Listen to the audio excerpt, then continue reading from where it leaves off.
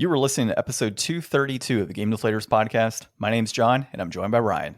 Hey, everybody, here at the Game Deflators Podcast, we like to talk about games we've recently picked up, games we're currently playing, and one of us is going to get our bass kicked in this week's Inflation Deflation Challenge.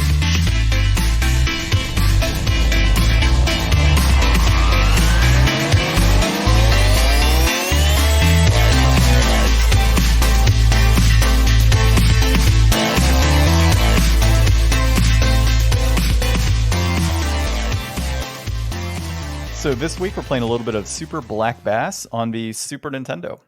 Ryan, I know you're laughing because we had a little edit that we had to do prior to that. I don't know how that happened. Words are fun. Super Black Blast is what I said. It was definitely interesting. Super Black Blast. So Ryan and I had a little competition to see who could catch a bigger fish. And, you know, I have to preface it's fish. I didn't specifically say it had to be a bass.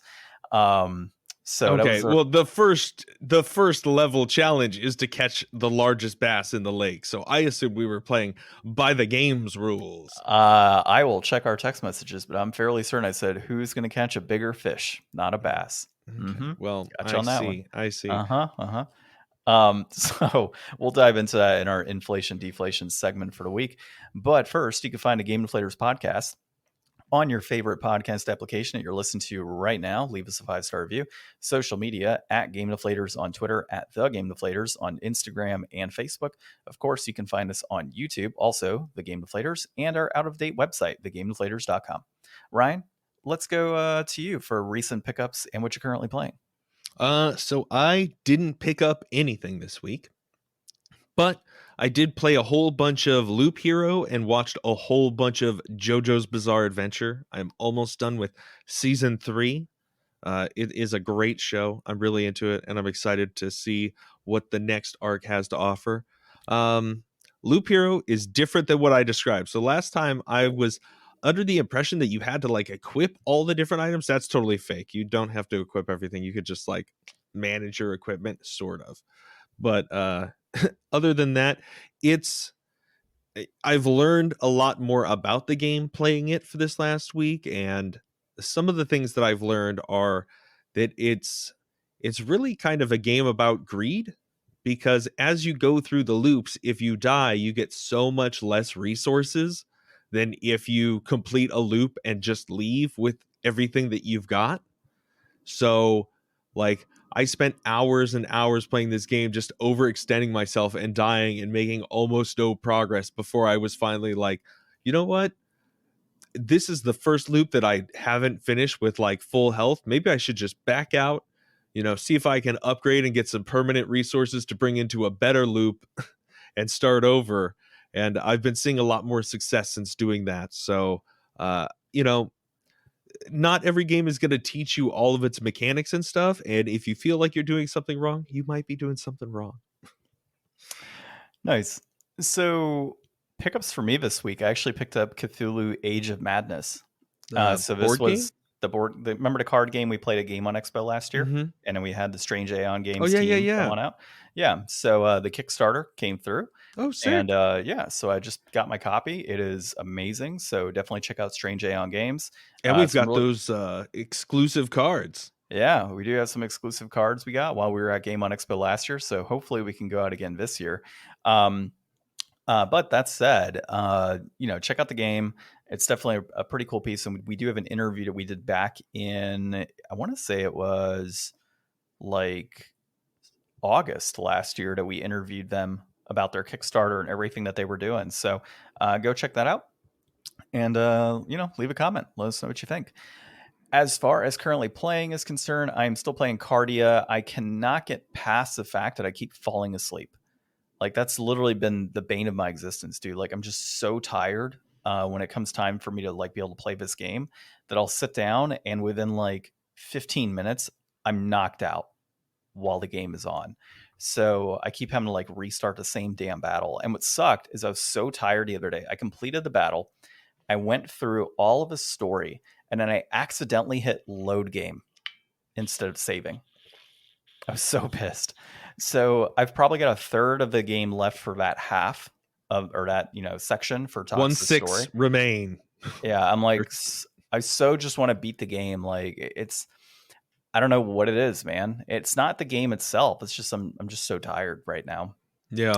And so yeah, it doesn't help. And what's crazy is like, you know, waking up at 6, take care of a baby, and then go through my day wiped out. And then by the time it's like game time, I'm falling asleep, giving him a bottle, and then maybe playing for an hour before I go back to bed. Like it's been pretty insane recently. It's So tough. yeah. So what I got to start doing is just during Saturdays, man. And yesterday I was just so busy yesterday. So I couldn't do any sort of gaming whatsoever yesterday. So that kind of sucked. And then Sundays is family day. So I don't exactly get to game too much on family day.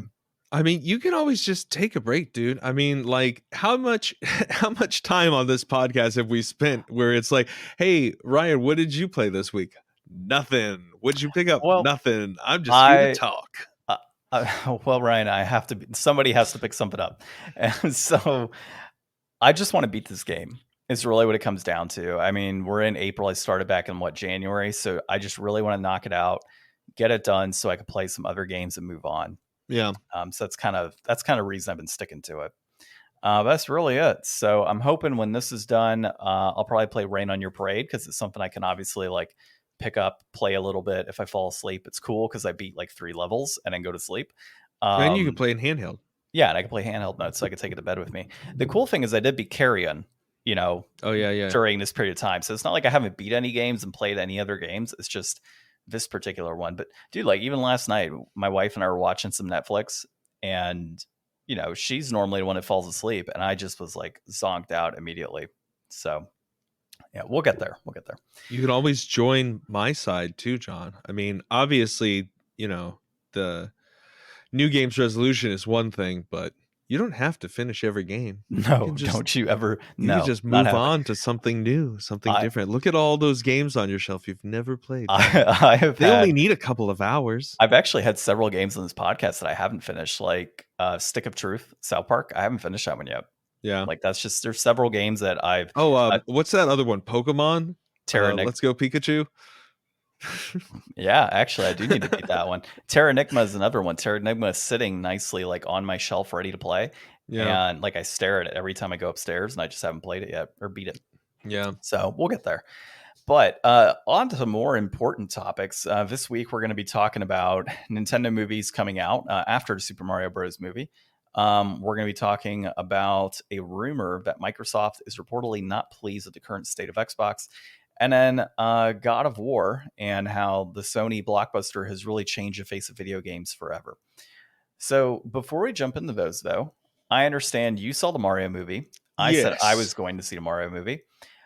You know how I feel about it, so I'm curious what your thoughts were before I dive in and absolutely demolish it.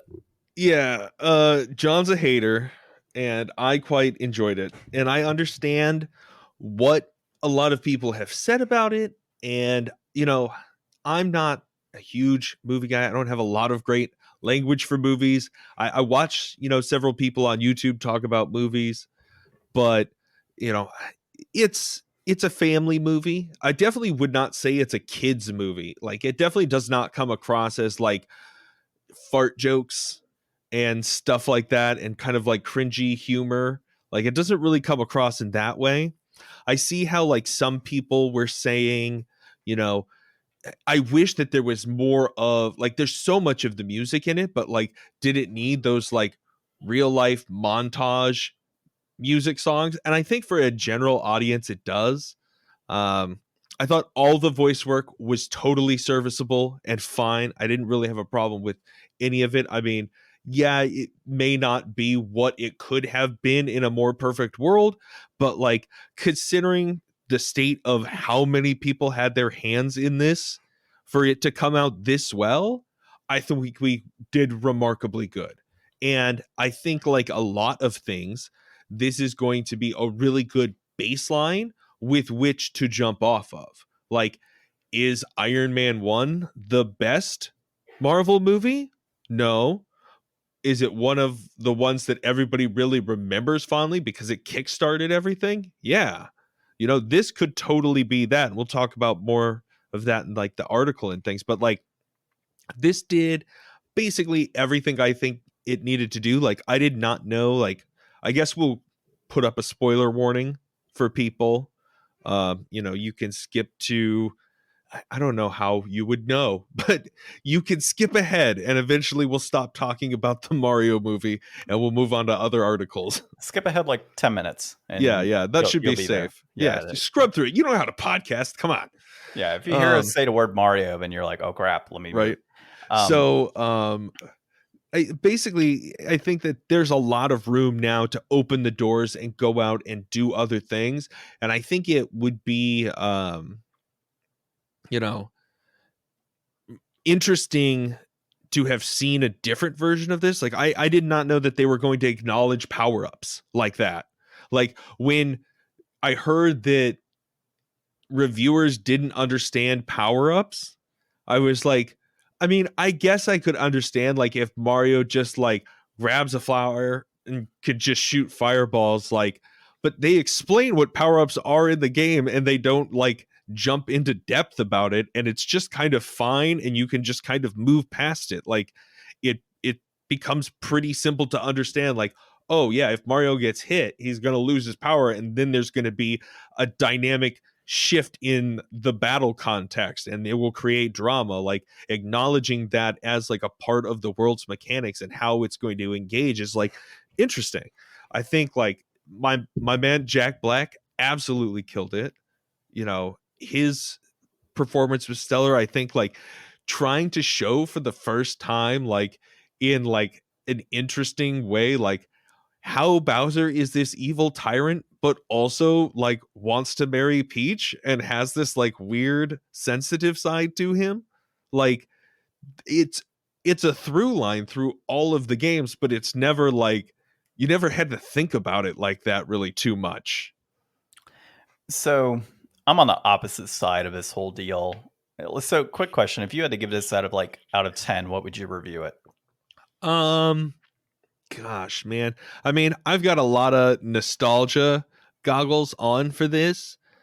I try to think about it like, is this a movie that I'm going to be able to just like throw on in the background and enjoy? And I think it will be.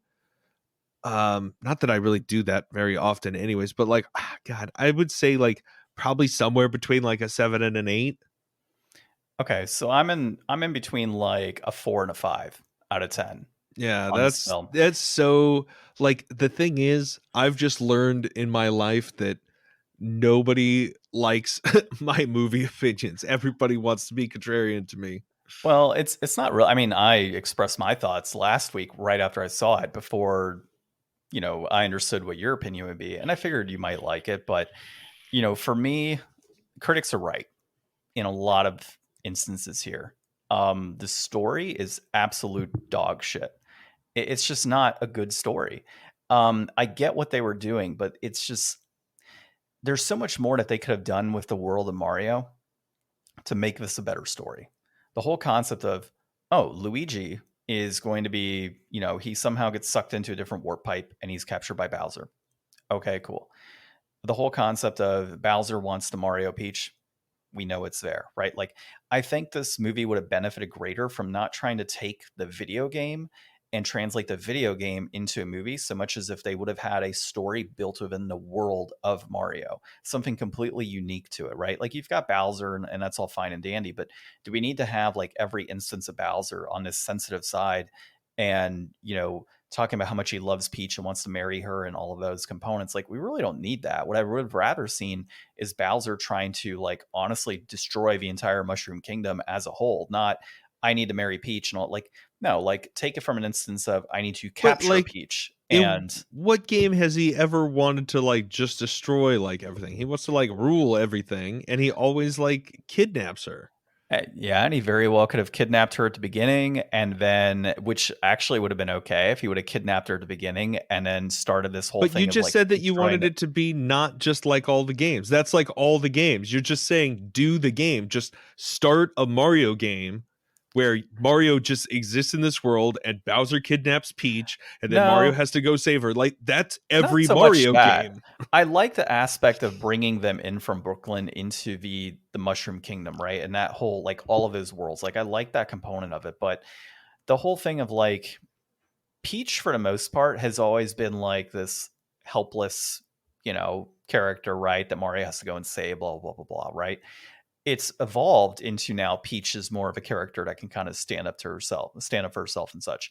So yeah, so Bowser could have kidnapped her. Cool. If not, that's fine too. I just think that the way that it was laid out, it just wasn't a very good story for me, man. Like I just didn't like the idea of like Peach is on her own and saying, "Oh, we need to go ahead and save the world from Bowser." Like her whole thing is like, "Oh, Bowser's just trying to take over. Bowser's really just wanting to marry her."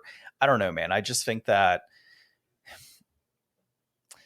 it's not like this is like the way they portray in the movie. It's not the first time that Peach has ever come across Bowser, right? Like they know he's this crazy tyrant, but you'd think like over the years, word would have gotten to her that, oh, Bowser wants to marry you. Bowser Well, wants to kidnap you. a Like, whole plot point of it is like him like practicing and working up. Like he hasn't told anybody except for like Kamek, and he like no, is dude. rehearsing with Kamek in the movie. He's practicing, and it's like he's got this idea now that he's got the Power Star. Now he's got what she'll want. Like, he may have had those feelings before, but like in the movie, it shows like him working up the courage and trying to get it right and practicing. I just wasn't feeling it.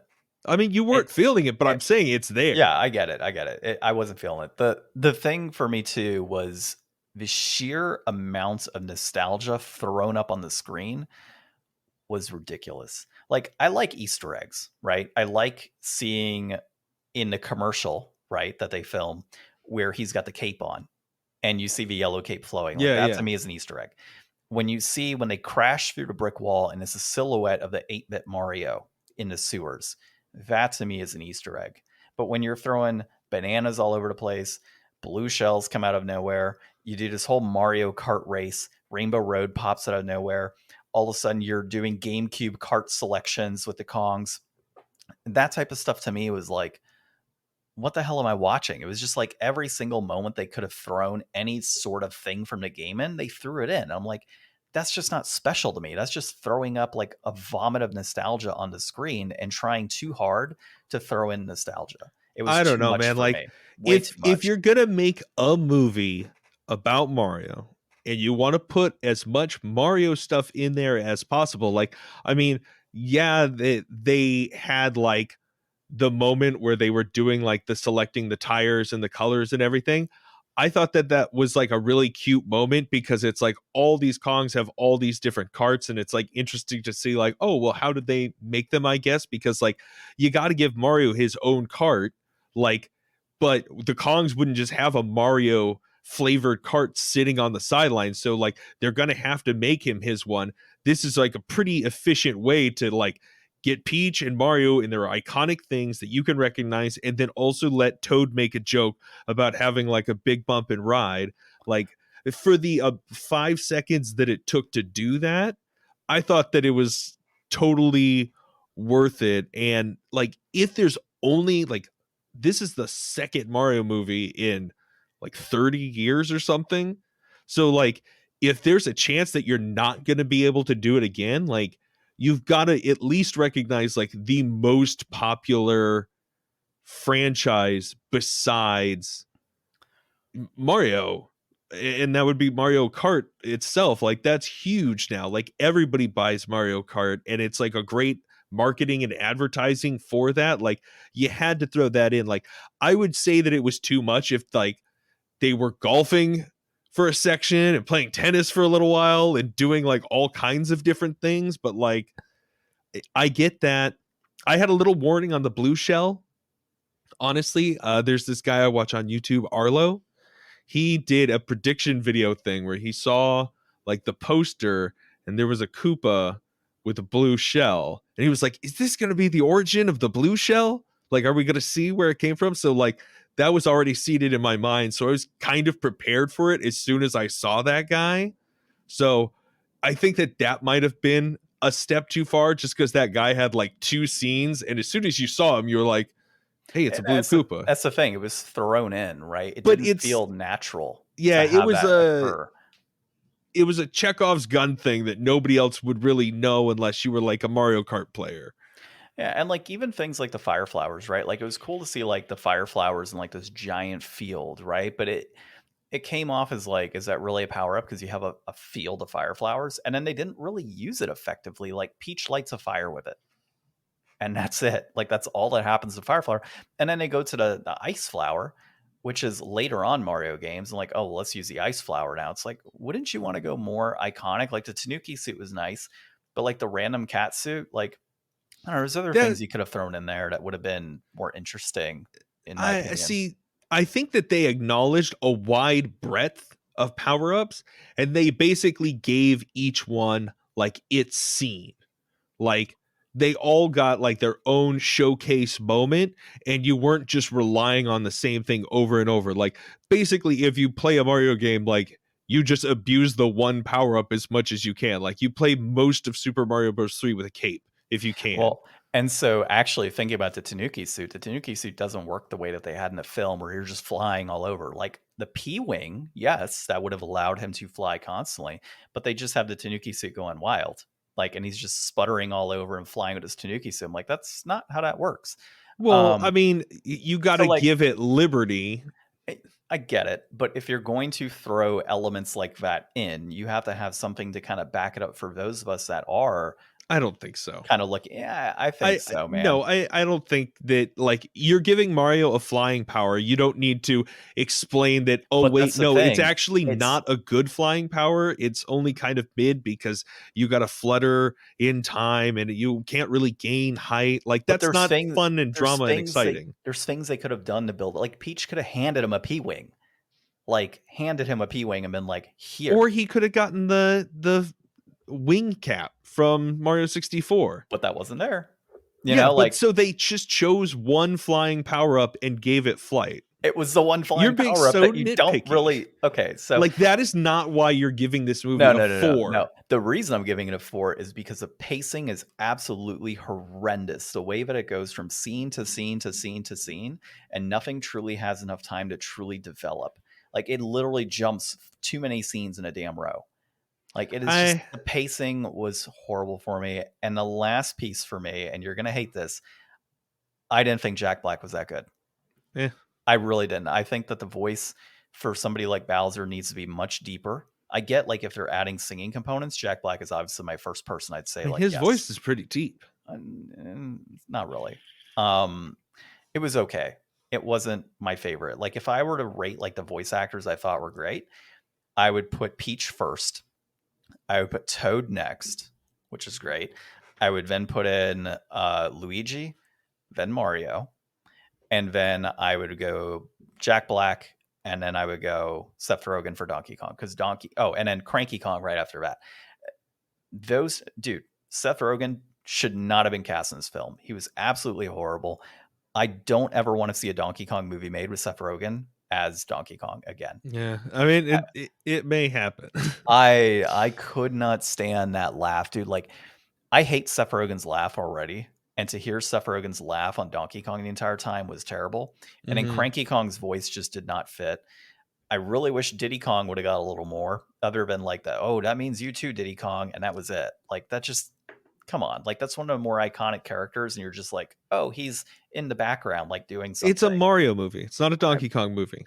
I get it, but like, come on, set us up. You're for like, a little more. there's too much of this, but it needs more of this specific nostalgia. That other nostalgia, and they fucked up the Tanuki suit, but they need more Diddy Kong. Like, no, it's not that they need more Diddy Kong. It's just that the way that Diddy Kong was just kind of like, it was one line of like, that means you too, Diddy Kong. And then that's it. Like Diddy Kong's gone. Like even if Diddy Kong was just in the background next to Cranky Kong or like at some point, like I think that the way that was kind of portrayed too is a little off. Like, why are you just having that one flash of Diddy Kong? Meanwhile, they also had the other like DK crew, like Tiny and I can't remember the one with the pigtails, like next to him. Dixie Kong. Okay, yeah, Dixie Kong. Yeah. I get it, dude. I get it. There's only so much that you can put into a movie, but there was a lot of stuff that didn't need to be put in, and then a lot of stuff that could have been put in to kind of balance things out from that nostalgia, especially when we talked 2 weeks ago about like a cinematic universe, right? And like building things out. I don't know. I think that there's areas that they could have fleshed out a little better. Like I said, I wasn't a fan of the pacing. I wasn't a fan of too much nostalgia being in there. Like, I really do wish there was more of a balance of Mario nostalgia and it wasn't just thrown in. Like, a lot of things just felt to me that they were thrown in just to throw them into a movie. And I get your opinion on it. Like, they figured we only have one shot to do this. If it fails, it fails, but we want to make the most of it, right? Like, I don't think that's the right way to approach it. I think the right way to approach it is to have a solid film and make sure that that film is good, and you're going to have people that enjoy it and move forward to the next. And not saying like, like if I were to watch it again, I wouldn't be watching it in theaters. Like, I would not pay to watch it again. I'd be You willing didn't to pay to like, watch it this time. that's true. So I'm not going to pay. I'm not going to pay to watch it. Um, that's true. I did get to see it for free, which is kind of nice. Although I've paid with, purchases to be able to watch it for free. So kind of paid in the way. So, John, I do have some really good news for you. Hmm. Did you know that more Nintendo movies are coming after the Super Mario Bros. Movie? Yeah, and I hope that they are not Seth Rogen and Donkey Kong. I read the article last night. Yeah. So this is Macca Reynolds at MovieWeb. And if you guys didn't know, the Super Mario Bros. Movie we've been talking about has had a box office smash success, and it is the #1 movie of the year and the #1 like animated release weekend like of all time or something. Yeah, I mean, it's, well, not After yet. beating Frozen 2 as the best opening weekend for an animated movie in the history of cinema. So that's question crazy. on that. I did see someone that showed Lion King at like 900 and something million, but that didn't account for inflation. Well, it could be like So Lifetime or something. I'm not sure. But yeah, I mean, dude, it's going to be a $1 billion movie. There's no denying that. So that means more. It So does if mean more. this wasn't the Mario movie you liked, well, maybe the next one will be. Hopefully. And look, and just to kind of go back really quick, just a little bit. Critics gave us what, a 56, 55, right? And audience score is 96. Something like that. Yeah, something like that. I'm telling you, dude, this is an instance of rabid Nintendo fans giving something a 10 out of 10 and 9 out of 10 just to do it, to try and get that score up. Because when you look at movies like, I don't know, what's that anime movie that's coming out like now? Like, it's going to be in theaters. It's got like a girl walking through a door. Yeah. You know which one I'm talking about? Yeah. That one has like critic reviews of like 98 and audience reviews of like 96 to 97. So when I look at movies like that, and I've seen, and that looks solid.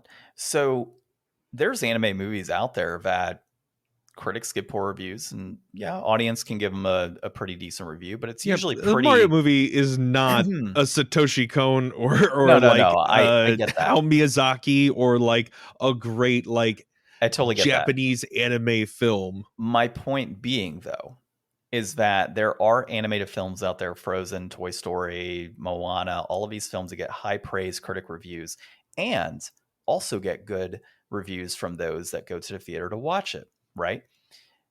Mario movie is like opposite of being review bombed. It's like review propped right now.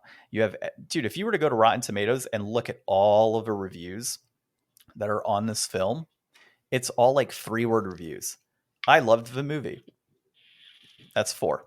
So I love the movie. Okay, well, some people just loved the movie and wanted to give it a good score, John. Or they just created an account because they were mad at critics and wanted to go ahead and give it a good score. Yeah, but you act like this is the only time that's ever happened. That happens for video games, that happens for movies, that happens for all media all the time. And you know that it definitely does happen for Nintendo. But like the fact that Nintendo people are doing that and critics say that it was like a 56 doesn't actually mean that that's what it really is. Like it's somewhere in the middle, to be sure. Yeah, so I would say that the general audience is probably along the lines of your 7 to 8.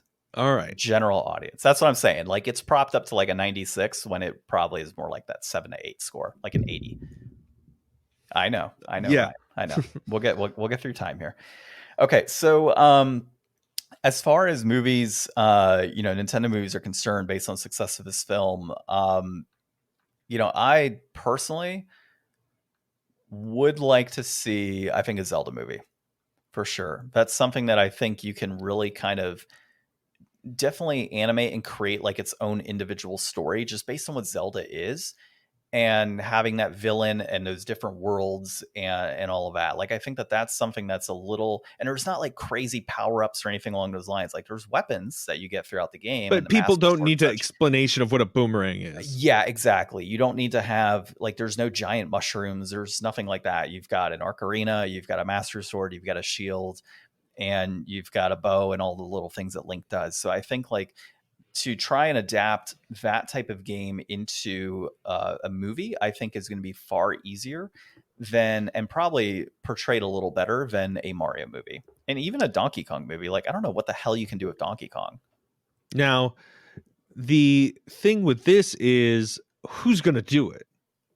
And how are they going to open these up? Like, I definitely agree with them here that Illumination, I think that they did a good job. I think the Mario movie definitely looked great. Like, you definitely can't knock it for that.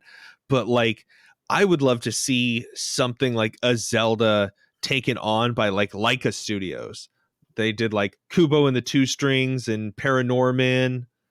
Like, I would love to see a studio like that do something where it's like, stop motion and like lean into that weirder Zelda vibe. Because like, if you can really nail it, I mean, that aesthetic is quite popular, and you could do some really interesting different things.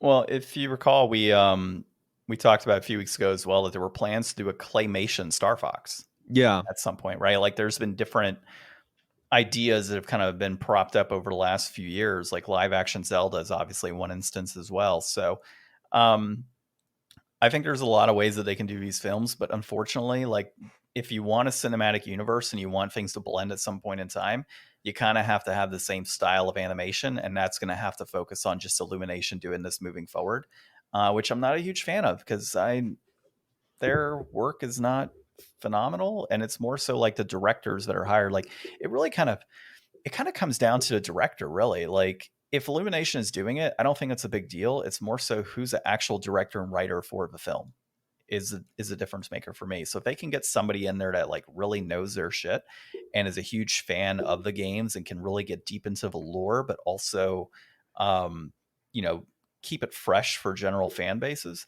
I think that's the way to go. I don't care who who actually animates it so much as who writes it. So, anything else on that before we move into our rumor mill? I just kind of realized something. So, like, Illumination is a French studio. Mm-hmm. Ubisoft is a French studio, and those are both like have worked with Nintendo on Mario in the last recent years. And I'm not a fan of the Rabbids games. Like, I'm just not. So hopefully Ubisoft does not touch it. That'd be terrible. So, moving on. All right. Yeah, moving on. So, a rumor: Microsoft is reportedly not pleased with the current state of Xbox. This is John Bonelli at Game Rant. So, really, what it kind of comes down to is, if you look at 2022, Microsoft had like 4 releases in 2022 in terms of good games. And in 2023, while it is set up to be a great year for Xbox, nothing's really come out this year either, other than Hi-Fi Rush, which is and a lot of bad news. And a lot of bad news. So you've got that. And then, of course, Redfall turns out it's going to be 30 frames per second as opposed to 60 frames per second. And given what the Series X is, you'd be like, why is it 30 frames per second, right? So people are upset about that and saying, we'd rather just have it delayed and get you to do it right than just release it to release it, which we obviously saw with Halo. It was delayed and then they still released it and it wasn't that great either. So, when it kind of comes down to it, I see why Microsoft is kind of upset, right? You're acquiring all these developers and you're acquiring this publisher and Activision. You're doing all of these big things, but the console is still not taking out Sony and it's still not taking out Nintendo, right? You're doing all that you can. You've got your setup with Game Pass, right?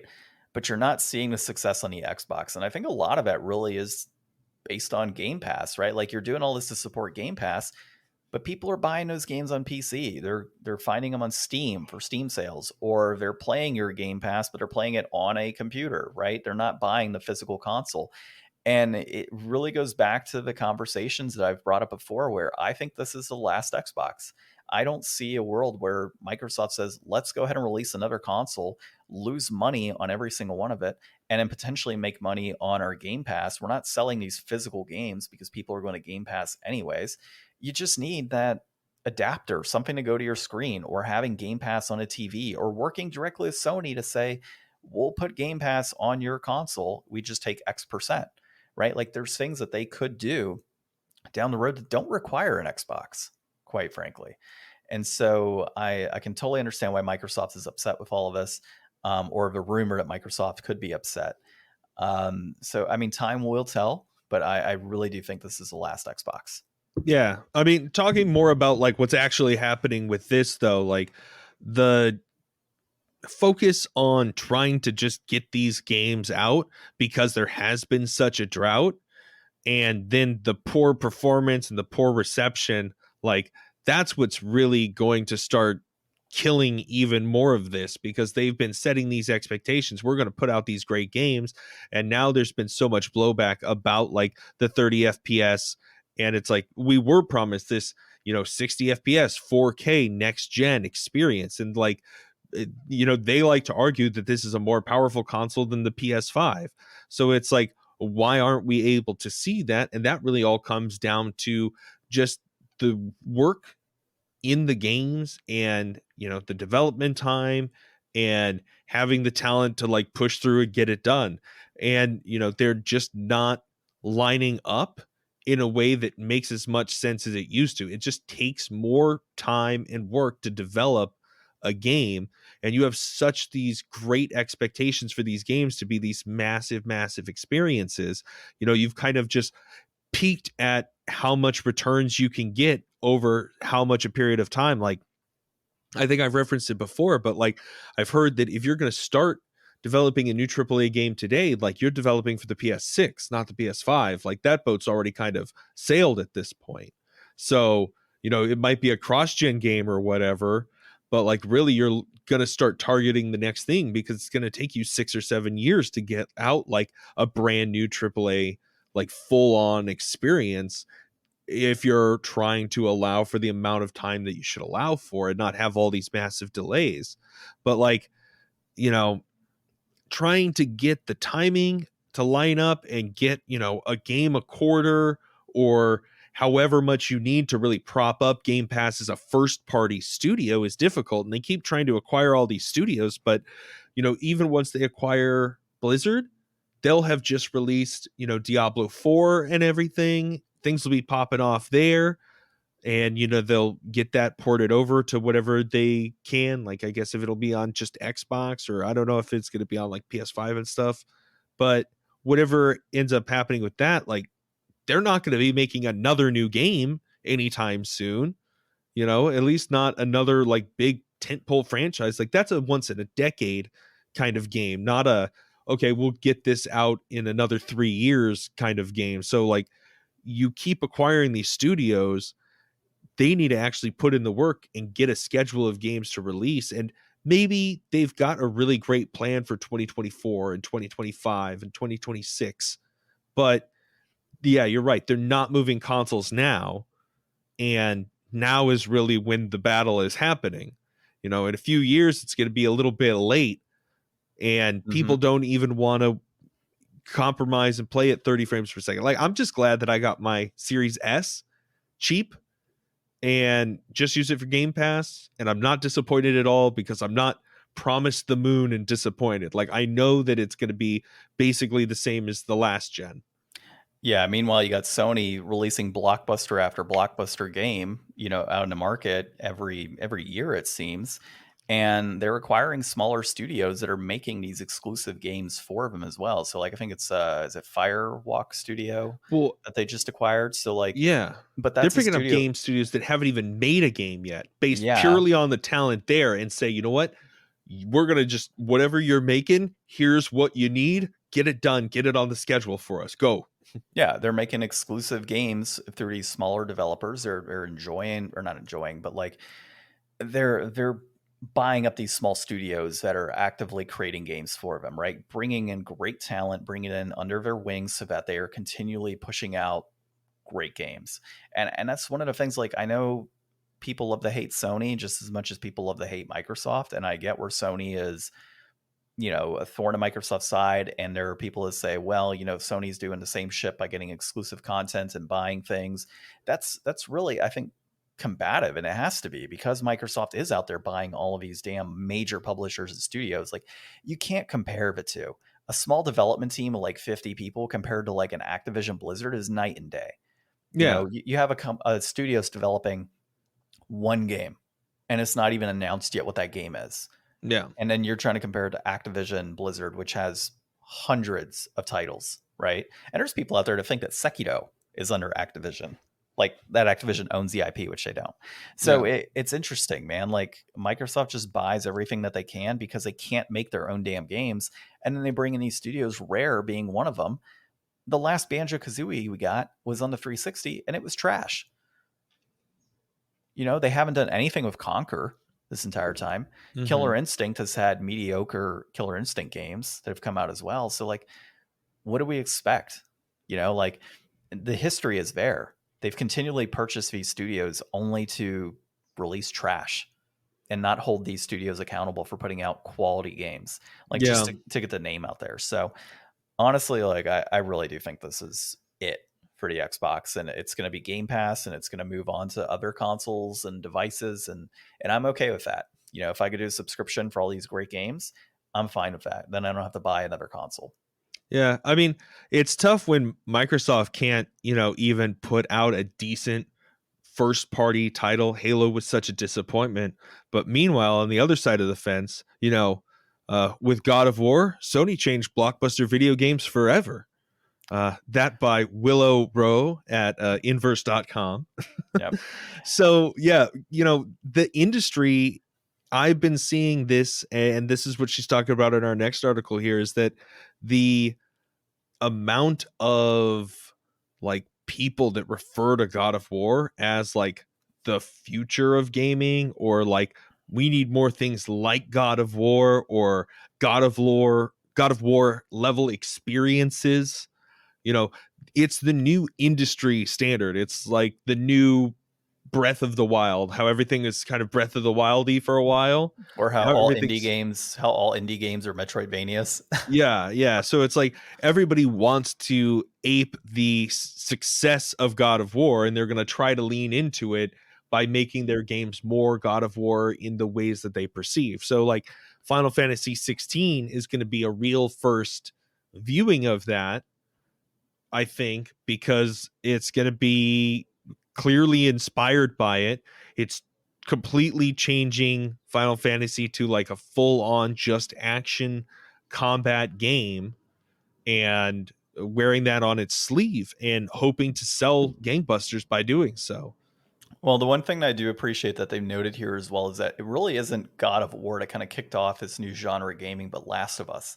And she calls it dad gaming, Mm, which the dad genre, which I can kind of see with Joel and Ellie and their whole like journey together, and how that, all kind of plays together. And you see it with Atreus and Kratos as well in God of War in the 2018 version. So, I think 2013's release of Last of Us really did kind of help shape what we're seeing today, as much as, Dark Souls has shaped a lot of the action RPG, gameplay that's out there nowadays as well. So, really, Demon Souls, if you think about it.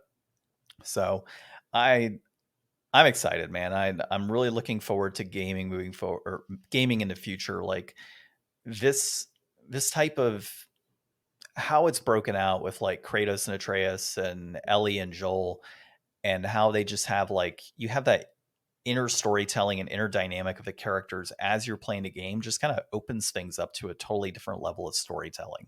yeah. Like, you're traversing through whatever landscape, but you're hearing this like narrative at the same time, and I just love how that's done. And I really just hope that we continue to see this trend for a number of years to come, more so than things like Breath of the Wild, because Breath of the Wild, like, while I haven't played it, it looks pretty badass. Um, but again, it's just that's an open world Yeah, action I mean, that's more RPG. of like an iteration on gameplay and stuff, whereas like the God of War and Last It's of Us is, storytelling.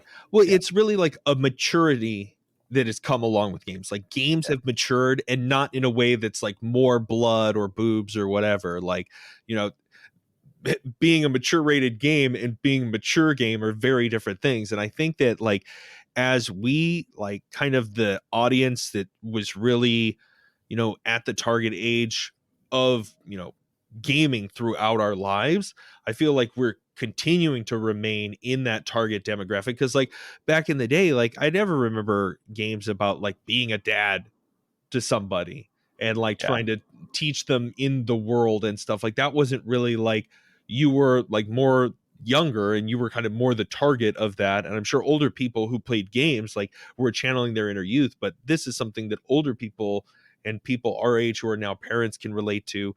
So I'm interested to see like how this trend will continue. Like when we're 60, are there going to be games made and engineered like to target like us? Like is there going to be like Escape the Home or something, and it's going to be this like really deep psychological about like how your kids don't call you anymore and like you're just trapped here and they're stealing your shit, like And they're drugging you. It's a yeah, like nursing home psychedelic game where you take the yeah, pills and you go on a trip. Yeah. like there's Uh, all different kinds of target audiences out there, and like as we age and are continuing to be like the people who were like the video game, you know, kind of generation as I see us. you do bring up a good point in terms of like the games aging along with us, kind of similar to like, films have as well, like franchise, like you saw, the Harry Potter films, right? They went Yeah. from 8 movies, but those 8 movies took place over however long, and we grew up with those films and we grew up with those characters, and it all kind of, we felt like we were part of that.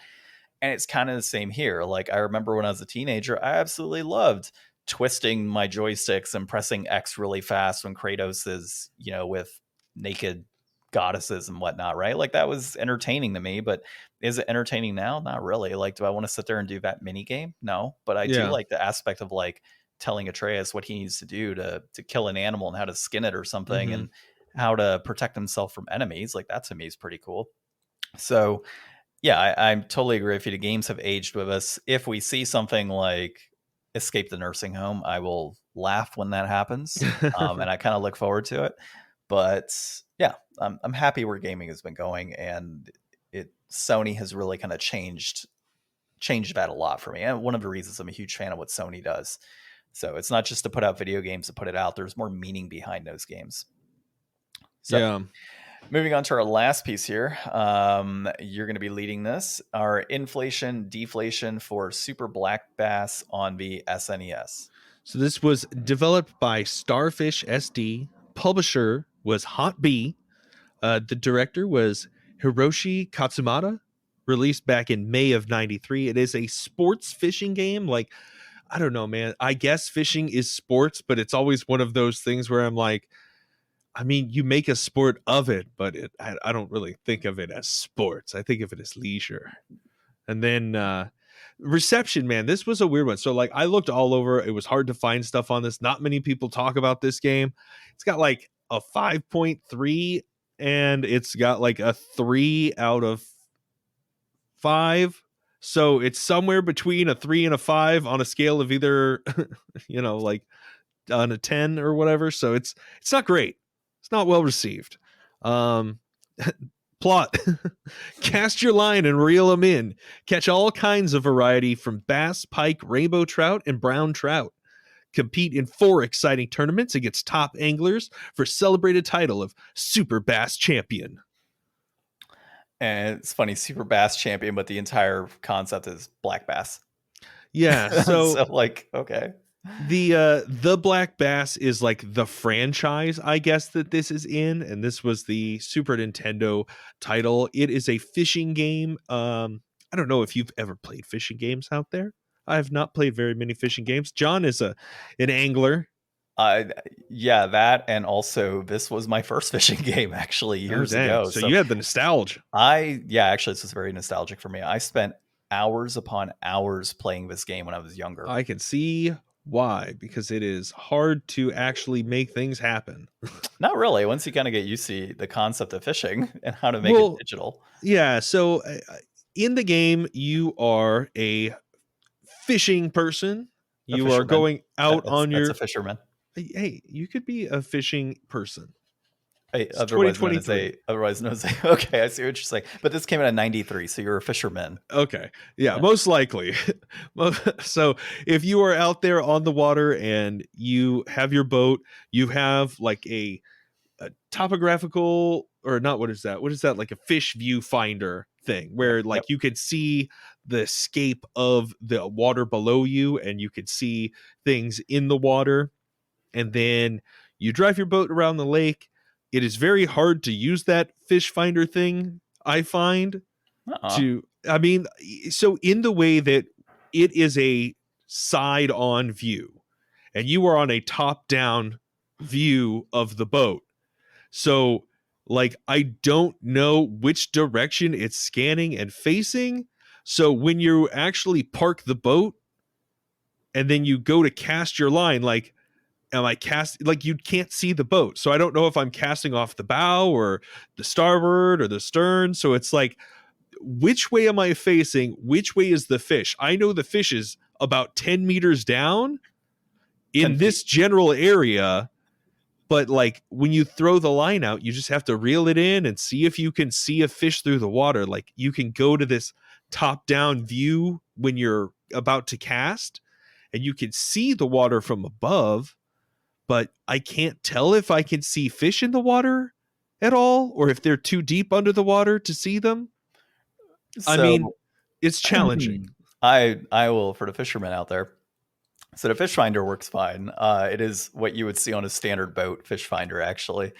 But it does give you a tip. It tells you shallow water is going to equate to more bass in the mornings than later in the afternoon, right? So the idea is you use the fish finder primarily, not necessarily for the little fish that appear it, but you use it primarily to see what's shallow. So there's areas in the game that the fish finder will indicate for you if it's 10 feet, 20 feet, 30 feet, etc. And so, oh, wait, what? So like there's just fish everywhere. You don't have to find like the like things that are floating. No, not that I've had to. That aren't part of the terrain. Like there's just fish everywhere. There's fish everywhere, but like ideally, yeah. I mean, the fish finder obviously is nice because it shows fish. But like I was in an area this morning that I jumped in that showed fish on the fish finder, and there were no fish in where I was fishing. So see, that's what I ran into a couple times. I mean, the first group of fish I found very quickly. I identified them with the fish finder. I cast off.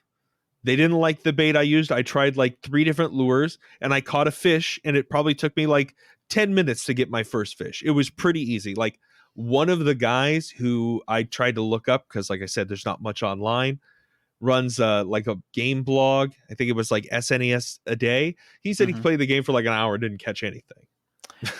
So yeah, I mean, I caught a fish. One fish, and I had no idea what was happening. Like once I started reeling it in and it had like the 2 arrows moving, I had no idea what was happening or how that game works or what it was indicating. Let me tell you how that's working. So the arrow for the fish is the fish, powering out, right? Like taking the line, and then the arrow on the bottom is you as an angler reeling in. Now, of course, if you were pressing the button to reel in and the fish is pulling out, that puts stress on the line, which is where the blue bar comes into play. So when you see that blue bar, you want to let go and let the fish continue going so it tires out. So it moves on, the blue bar is gone. You start to reel back in at that point in time. When the fish jumps, you just let it jump. When it's done, you start reeling in. It's just what you would do in a standard. It really does kind of take into effect like actual fishing. So if you were on a boat and there was a bass that was jumping in the water, that bass is trying to release that lure that it's hooked to, right? When it's done jumping, you start reeling in. If a fish is not running, but if a fish is swimming away rapidly, then you let it go. You let it drag out some line, you reel it in. Because the idea is it's using its energy. You tire it out. It's using energy to get away. Yeah. So it's the same concept here in this game. So there is a little patience involved in it to try and So reel it's in a those fish. miracle that I caught this fish, is what you're saying. As your Because I was first just attempt, frantically slamming the button and I had no idea what was happening. Yeah, my issue with this game has always been the lure selection. They give you like 8 different lures, and sometimes like one works and others don't. Mhm. So like the spinner is always usually pretty good in this game. So I caught things on spinner. I did catch something on the frog. I used the worm. The worm is actually okay. It depends on what you're trying to catch. But getting to our competition though, what was the largest one that you caught? 5.04. I was in 50th place. So you saw my picture. I got Which was 5.01? No, it was 5.1 actually. Oh, 5.1. 5.1. Let me check my picture. I did take a picture. Yeah, I had to for proof. But in terms of biggest fish, though, I caught a 6-pound rainbow trout. So I did catch no, that. it was 5.4. Oh, okay, so you beat me on the bass. I see that. But I did beat you on the biggest fish overall with that rainbow trout. Yeah, I saw like a huge fish that was like meddling around some trout. There were these ones, like, that's the thing. Like, there were some fish that like there were 3 of them, and I threw like almost every line out, and they just didn't want anything to do with it. So I was just like, maybe they're just not hungry. Maybe I just need to find some different fish. Yeah. But I thought the fish were only in the spots where you could see, like, this is obviously something in the water that isn't the terrain. Yeah, they were pretty obvious, and then obviously they lighten up if they're going for your bait, and then to kind of jig it and do what you need to do. So I'll do the brass tacks really quick since I'm still talking. Complete in box, this game is $18.93. It was a peak of $19.99 in 2015. It is trending up, and then a loose copy right now runs you $5.28. Peaked at $8.99 back in January of this year. That is also trending up. I think this game is, personally, at $5.28 for a loose copy, I think it is deflated. I think that you would still get plenty of time, even if this copy was $8.99, which it was earlier this year. I think it's still an enjoyable game. I think it's, as you said, leisure. You can sit back, you can look around, catch fish. It's not super frustrating. It's a very simple game once you kind of get the mechanics down and understand what's happening with like the stress of a line and all of that and catching fish. And it gives you a time frame, right? Like you have to catch them in a certain amount of time. Or if you feel that you got a big enough fish, you could just kind of move forward with the tournament and just kind of stop it right there. So if you start off and you catch an 8-pound fish and you're like, wow, that's good enough. You just hit, you end a tournament and you're good. You can enter and move forward. So I think it is deflated. I do think that it would be a higher price and you'd be happy with what you're getting here. And if I was to rate it in that like 5 scale that's here, I'd put it at like a 4 in terms of a price point and what you're getting. Yeah. So we got 3 minutes before. Yeah, I think that it's a pretty okay fishing game, I guess. Like, I'm not that into fishing games. If you really like this game, I mean, it's, you know what? It's a decent looking box if you're into fishing. I think it would be really funny if you actually like got a box copy of it and put it on like a mounting plaque and like mounted it, like instead of mounting a fish, you mounted like the fishing game. That'd be funny. I think that would be funny. It's like $20 for a complete in box or like $5 loose. Yeah, that's worth it. Yep. Okay, cool. Let's put in whatever you want, either deflated or just right. With the last couple minutes that we have here before our recording decides that it wants to quit, next week, let's play saltwater fishing game on the Dreamcast. More fishing? Yeah, let's do more fishing because I have the actual like fishing reel thing. Oh, cool. Yeah, so it should be fun. All right. Well, this has been episode 232 of the Game Deflators Podcast. My name's John. I'm Ryan. And thanks for listening.